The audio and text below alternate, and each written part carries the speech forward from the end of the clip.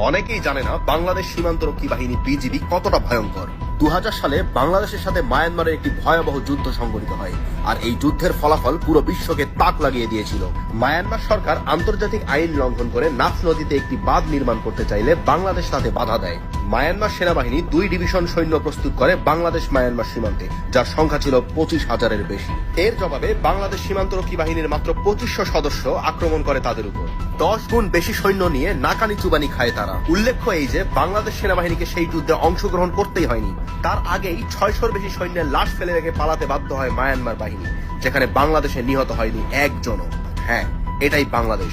শুধু বড় বড় অস্ত্র থাকলেই হয় না, সেগুলো চালাতেও জানতে হয়। আর শুধু সংখ্যায় বেশি থাকলেই হয় না, রণকৌশল জানতে হয়। আর সবার উপরে দরকার হয় সৎ সাহস এবং দেশপ্রেম।